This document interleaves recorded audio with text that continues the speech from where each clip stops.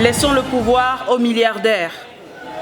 Je ne sais pas ce que vous pensez de ce thème, mais ce qui est sûr, c'est que vous serez fixés tout à l'heure, après le passage de la FASEG et de la Faculté des sciences.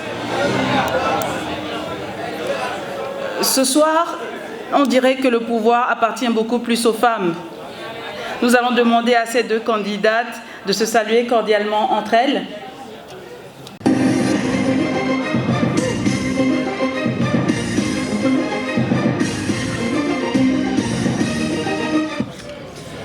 Mesdemoiselles Léonie Dangui, Anita Ananou, le thème de ce soir voudrait qu'on laisse le pouvoir aux milliardaires.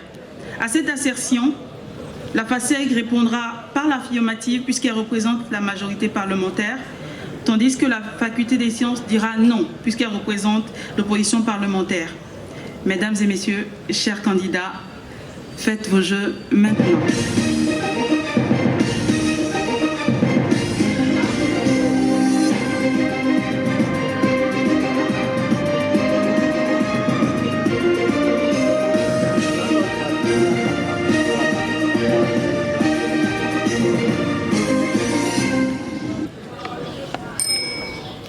Montrez-moi qui vous dirige, je vous dirai qui vous deviendrez.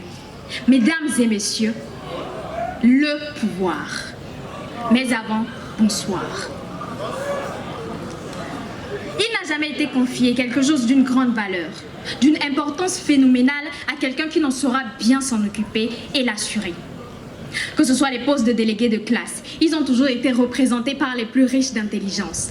Que ce soit les postes de trésorerie, ils ont toujours été représentés par des gens dont les poches ne sonnent pas des pièces, non, mais claquent des billets. Ainsi, agir, régir, diriger, mener, assumer, représenter revient au pouvoir. Mais plus encore, ordonner, coordonner, harmoniser afin de bien gouverner, c'est ça le pouvoir politique, l'autorité souveraine. Ce pouvoir ne peut être laissé qu'à celui qui en a les capacités. N'a pas le pouvoir celui qui le veut, mais celui qui peut. Alors, à qui doit-on le laisser? Le milliardaire. Par ses nuits d'insomnie, construit des projets, les développe et acquiert de l'expérience. Des expériences durant lesquelles il tombe, se relève, échelonne et gravit les marches du succès. Le succès par lequel il obtient sa fortune, la fortune par laquelle il obtient le respect par lequel il dispose de son emprise. Le milliardaire qui part du bas pour atteindre le pouvoir. Oui, le milliardaire a toutes les compétences requises pour détenir l'autorité souveraine. De ce fait, je soutiens la motion « Laissez le pouvoir aux milliardaires ». Je vous remercie.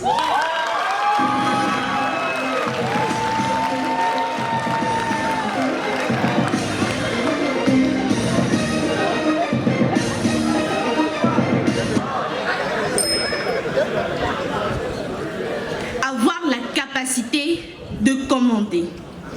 Avoir la capacité à contraindre ou encore à imposer peut se dire en deux mots, le pouvoir. Et il est évident que l'argent confère un certain pouvoir. Cependant, pouvons-nous laisser le pouvoir, qu'il soit politique, intellectuel ou religieux, seulement qu'aux milliardaires? Les 2 tiers des milliardaires du monde tirent leur richesse d'un héritage et les 1 tiers restants tiennent leurs héritages dans l'exploitation des pauvres gens, surtout des femmes et des jeunes filles, selon le dernier rapport annuel d'Oxfam, un mouvement de citoyens mondial. Imaginez-vous qu'à la tête de tous les pays du monde, il n'y ait que ces héritiers de milliards, c'est-à-dire des gens qui n'ont jamais connu la famine, des gens qui ne connaissent ni l'unité de soins périphériques de Djapanga, ni celui d'Asrama, mais qui se soignent plutôt au CHU de Lille en Amérique ou au CHU de Bordeaux en France. Imaginez-vous que l'ONU soit devenue une réunion de milliardaires, Mais quel genre de décisions peuvent-ils prendre à l'égard de ces pauvres populations qui subissent l'évasion des milliers, de centaines de criquets pèlerins qui traversent le Kenya? Et ils mangent l'équivalent de la nourriture de 80 millions de personnes en un seul jour, selon une note publiée le 29 janvier d'après l'ONU. Durant mes prochains discours, et en ma qualité de défendresse des bonnes causes, je vais nous expliquer le pourquoi le pouvoir ne doit pas être une émanation aux milliardaires, mais doit être laissé aux bonnes personnes au bon moment.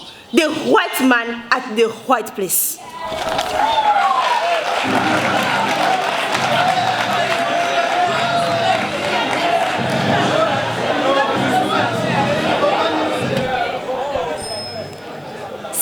$118 milliards. 118 milliards de dollars. C'est ce que M. Justin Walter, 19 ans, nommé plus jeune milliardaire de son État, avait sur son compte en 2005.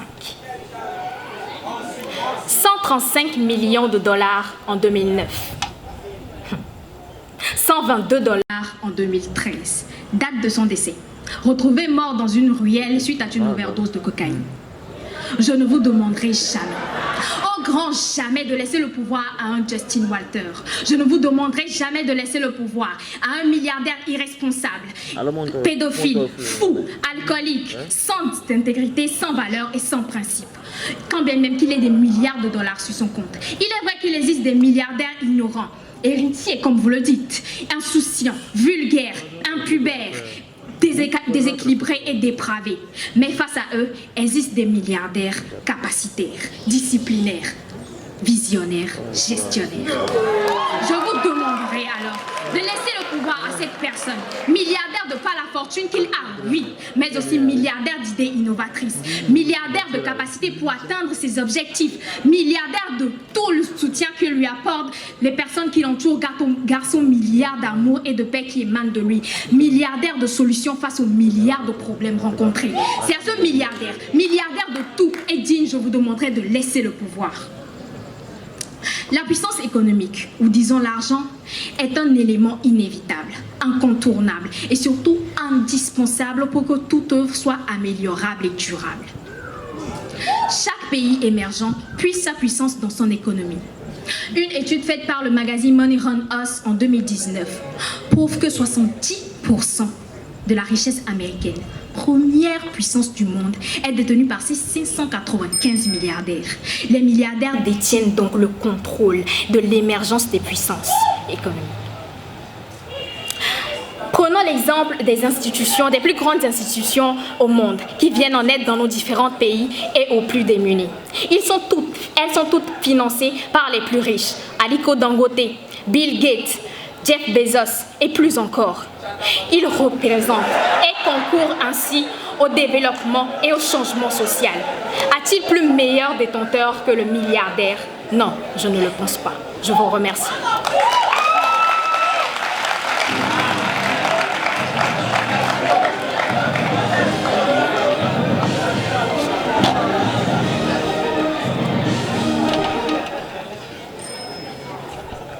Le richissime milliardaire allemand Günther IV, il a une fortune estimée à 244 milliards de francs CFA en 2019, soit plus que le budget annuel de la Somalie.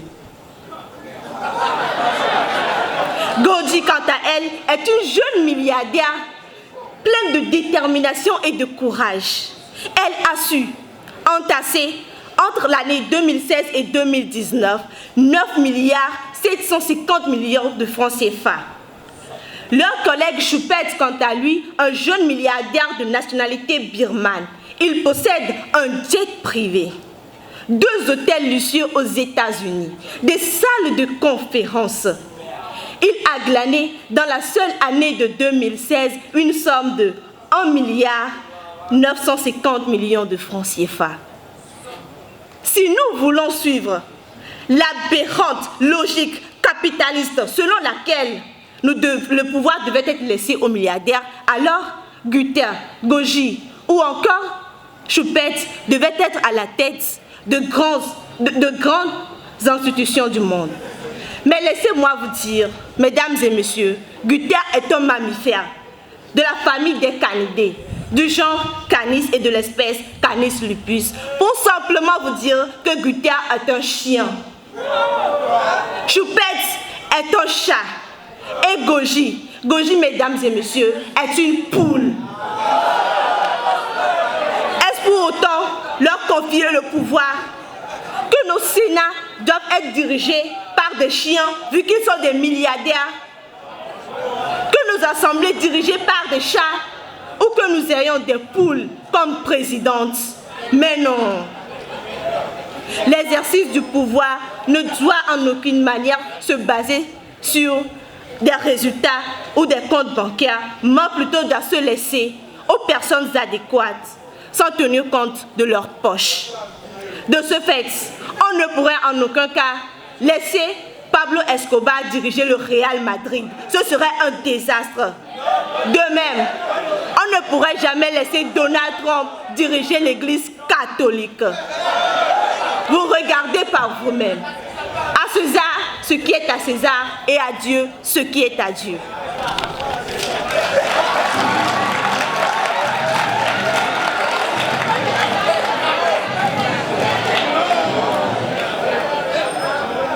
Merci, très chère contradictrice, de recadrer vos pensées.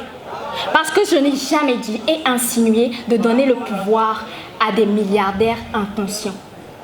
Je parle du milliardaire capacitaire. Vous savez, le monde a vu passer une panoplie de personnes.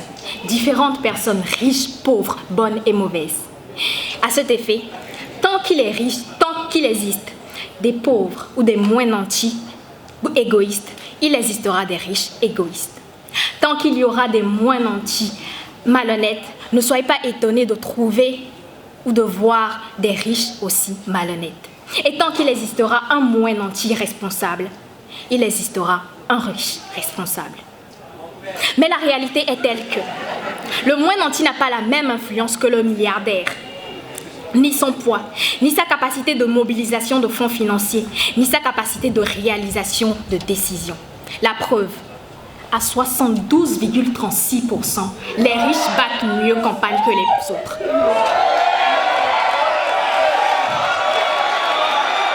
Vous savez, mesdames et messieurs, un ventre affamé ne pense pas, du moins objectivement. Un ventre affamé n'a point d'oreille et donc difficile à cerner et à conseiller. Laisser le pouvoir à un moins nanti, c'est prendre le risque de remplir des poches vides, de remplir des ventres creux, de remplir des comptes en banque jusqu'à ce qu'ils ne soient pleins et le reste se déversera enfin sur la population. Mais céder le pouvoir aux milliardaires, aux propriétaires. Celui qui s'est hissé en hauteur ne saura qu'apprendre aux autres à se hisser à leur tour. Mesdames et messieurs, au vu de tout ce qui précède, choisissez de laisser le pouvoir à un milliardaire ou choisissez de laisser le pouvoir à une personne qui cache des milliards de dettes. À mon humble avis, donnez à César ce qui est à César, à Dieu ce qui est à Dieu et laissez au pouvoir les milliardaires un coup KO. Je vous remercie.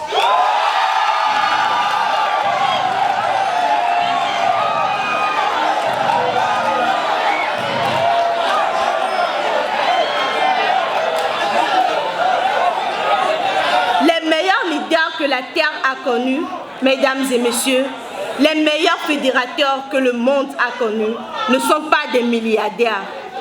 À l'instar de Nelson Mandela, le premier président noir de son pays, le prix Nobel de la paix, héros de la lutte anti-apartheid, prisonnier pendant 27 ans. Toute son existence s'est articulée autour du combat de la lutte contre la ségrégation raciale et non à entasser des milliards grâce à la sueur des pauvres gens. Auguste Assemblée, de Mahatma Gandhi à Thomas Sankara, en passant par le père de l'indépendance de mon pays, Sylvanus Olympio, les exemples sont légion. Dites-moi, pouvons-nous laisser le pouvoir à ces personnes qui entassent des milliards sur le compte, mais qui ont des responsabilités individuelles dans la dégradation du climat. Ils tirent leurs richesses des activités très polluantes. Ils possèdent des compagnies pétrolières, des gazoducs, des mines et des aciéries. Ils influencent gouvernements et institutions pour empêcher toute réglementation trop contraignante. Pollution de l'environnement, ils s'en tapent. Réchauffement climatique, ils s'en moquent. La pénurie d'eau, ils s'en foutent. Ils privilégient l'argent aux dépens de l'homme. Ils sont prêts à tout pour l'argent. Ils sont obsédés par leur compte en banque. Est-ce que le pauvre garçon dans son village ne rêve-t-il pas un jour d'être président? Est-ce que la richesse doit être le principal critère en termes de pouvoir? Est-ce que le pouvoir a pour synonyme l'argent? Mais imaginez une seconde qu'à la place d'un professeur en médecine, qu'on mette un sultan milliardaire au ministère de la Santé pour gérer le cas de coronavirus. Laissons le pouvoir aux bonnes personnes au bon moment. Laissons le pouvoir de la médecine aux médecins. Laissons le pouvoir de la parole aux orateurs. Et enfin, à la fin des fins, laissons le pouvoir de la délibération aux jurés et surtout pas à cause de leurs milliards. Un milliardaire compétent, d'accord, mais un milliardaire pour ses milliards, jamais. Je vous remercie.